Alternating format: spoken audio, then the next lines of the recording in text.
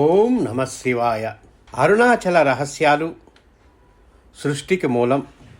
భూమిపై వెలిసిన అగ్నిలింగం పూర్తి చరిత్ర ఈరోజు మన వీడియో. ఓం నమ శివాయ. కాశీ విశ్వేశ్వరాయ, అరుణాచలేశ్వరాయ.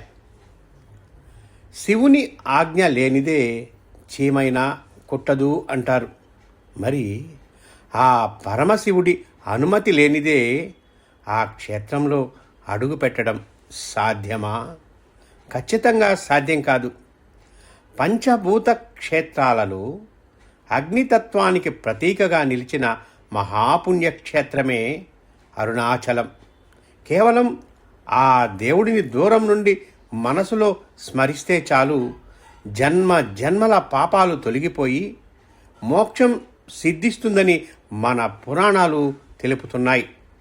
సాధారణంగా ఏ గుడికైనా వెళితే ఆ గుడి కొండపై ఆలయం ఉంటుంది. కానీ ఇక్కడ ఆ కొండే ఒక ఆలయం. ఆ పర్వతమే సాక్షాత్తు పరమ పావనమైన పరమ శివుడి ప్రతిరూపం. అదే అరుణాచలం. ఈ వీడియోలో మనం భూమిపై ఆవిర్భవించిన మొట్టమొదటి అగ్నిలింగం అరుణాచలం ఎలా వెలిసింది, బ్రహ్మ విష్ణువులకు శివుడు పెట్టిన అగ్ని పరీక్ష ఏమిటి, కోట్లాది సంవత్సరాల చరిత్ర ఉన్న ఈ కొండలో దాగి ఉన్న రహస్యాలేంటి, గిరి ప్రదక్షిణ ఎలా చేయాలి, అక్కడ నివసించే సిద్ధపురుషుల కథలేంటి తదితర ఎన్నో అద్భుతమైన విషయాలను తెలుసుకుందాం. పరమశివుని లీలలు తెలుసుకోవడానికి మీరు ఈ వీడియోని చివరి వరకు చూడండి. జ్యోతిర్లింగ ఆవిర్భావం. సృష్టి ప్రారంభ దశలో సృష్టికర్త బ్రహ్మదేవుడికి స్థితికారకుడైన శ్రీ మహావిష్ణువుకు మధ్య ఎవరు గొప్ప అనే ఒక వాదన మొదలైంది.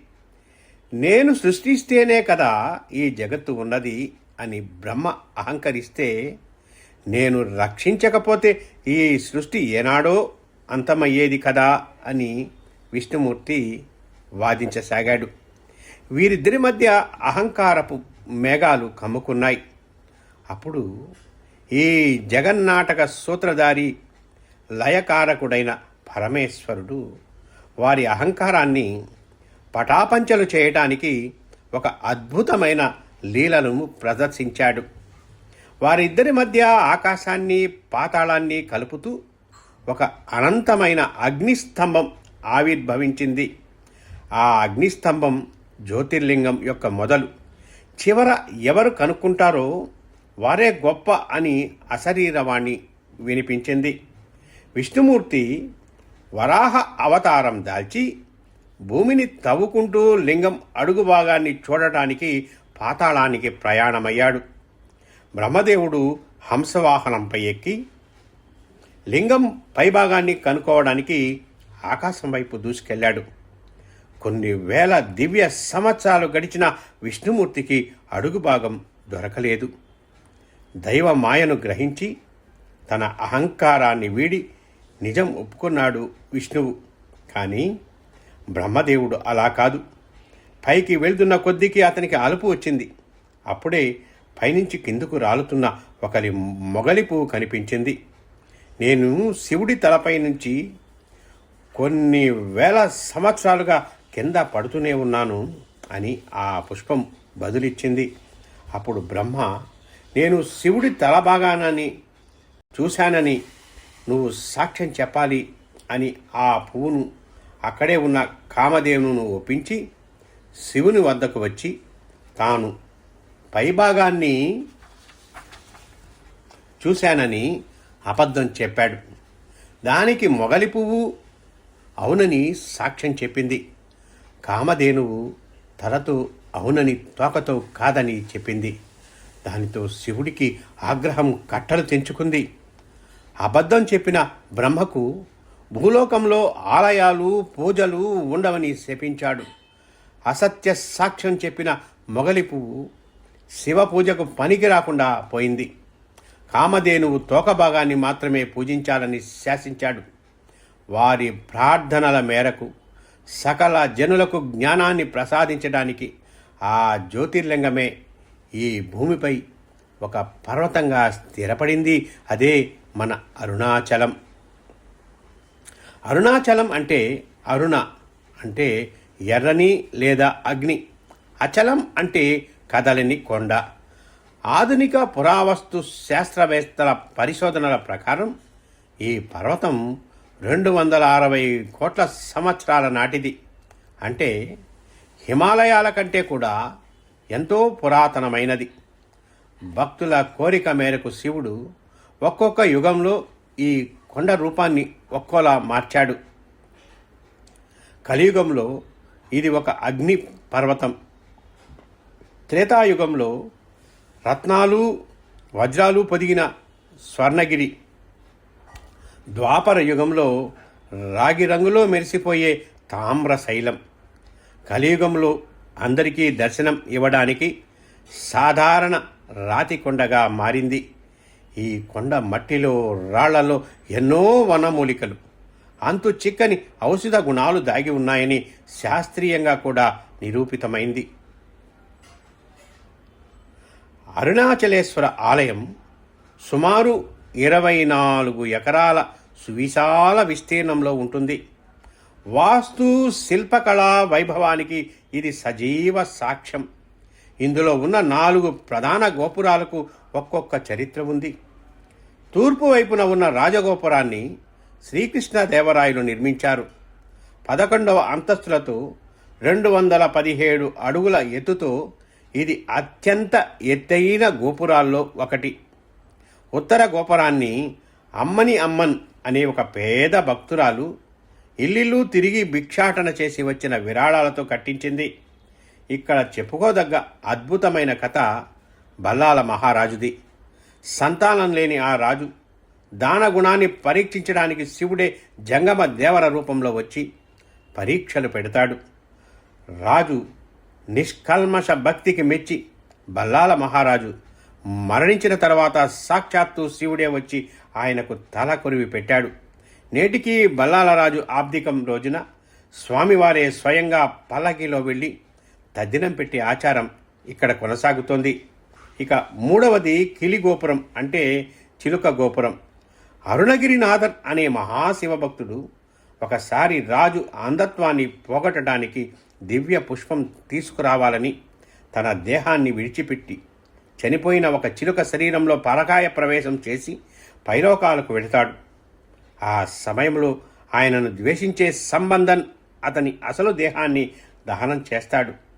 తిరిగి వచ్చిన అరుణగిరినాథర్ శాశ్వతంగా చిలక రూపంలోనే ఆ గోపురంపై ఉండిపోయి సుబ్రహ్మణ్య కీర్తనలు పాడాడని పురాణ గాథ. కార్తీక దీపోత్సవం.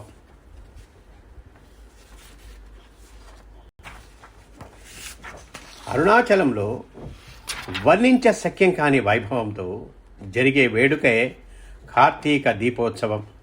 కార్తీక మాసంలో కృత్తికా నక్షత్రం రోజున కొండ పైభాగాన సుమారు 2668 అడుగుల ఎత్తులో మహాజ్యోతిని వెలిగిస్తారు. 10 అడుగుల ఎత్తైన రాగి పాత్రలు, దాదాపు 1000 కిలోల ఆవు నెయ్యని, 350 మీటర్ల పొడవైన వస్త్రాన్ని ఒత్తిగా చేసి దీపాన్ని ప్రజ్వలింపజేస్తారు. ఆ ఉజ్వలమైన వెలుగు సుమారు 35 కిలోమీటర్ల దూరం వరకు కనిపిస్తుంది. ఆ మహాదీపాన్ని దర్శిస్తే 21 తరాల పాపాలు నశించి కైలాస ప్రాప్తి లభిస్తుందని నమ్మకం. ఈ సమయంలో దర్శనమిచ్చే అర్ధనారీశ్వరుని రూపం జన్మకు సార్థకతను ఇస్తుంది. గిరి ప్రదక్షిణలోని అష్టలింగాలు.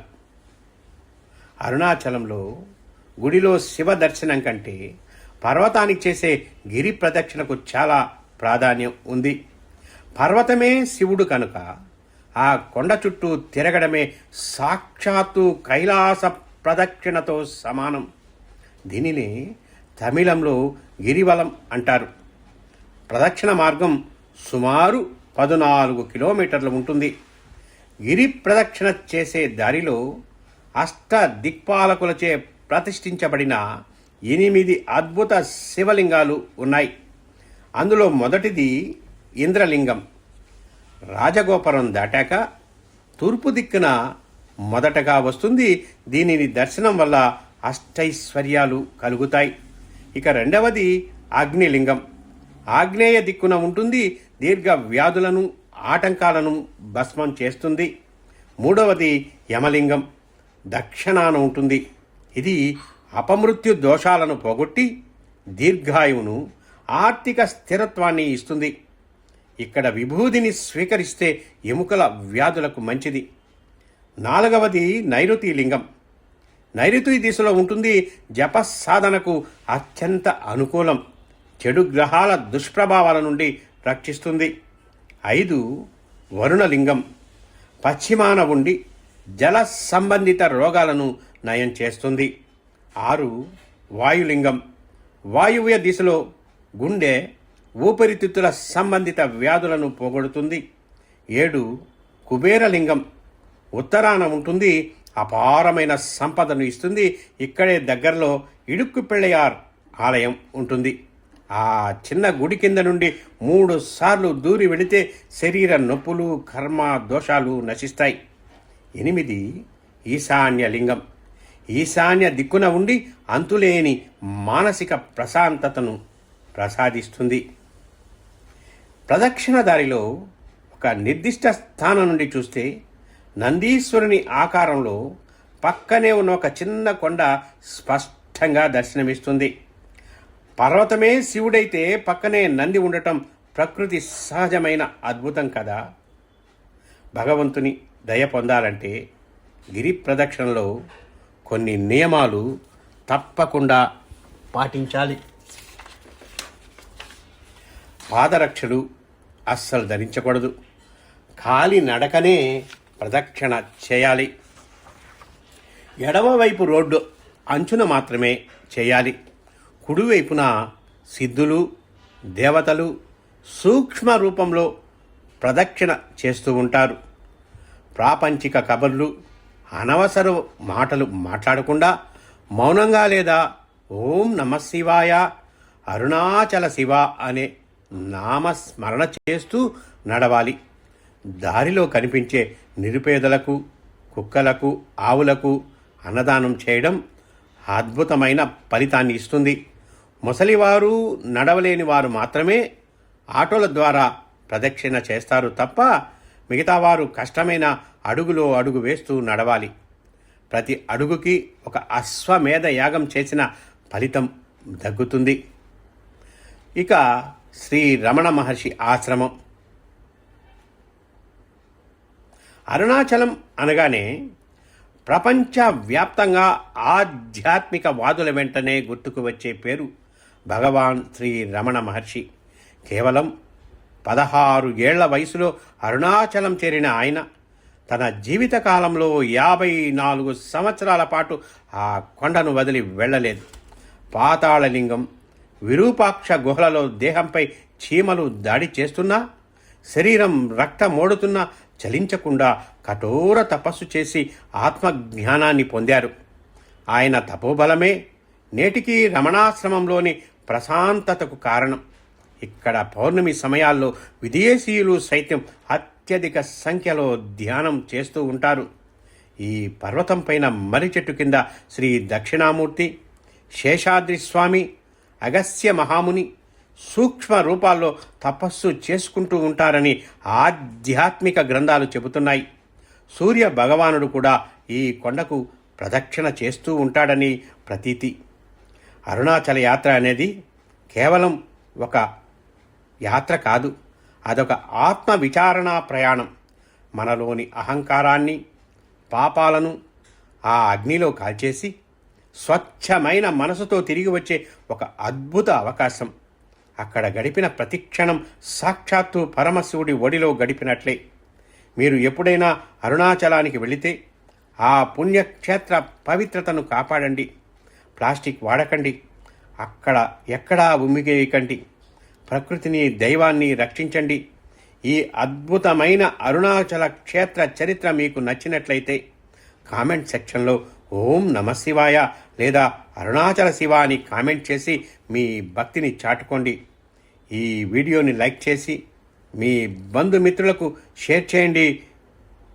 మా ఛానల్ని సబ్స్క్రైబ్ చేసుకోండి. ఈ సుదీర్ఘ ఆధ్యాత్మిక ప్రయాణంలో మాతో పాలు పంచుకున్నందుకు కృతజ్ఞతలు. సర్వే జనా సుఖినో భవంతు. ఓం నమ శివాయ.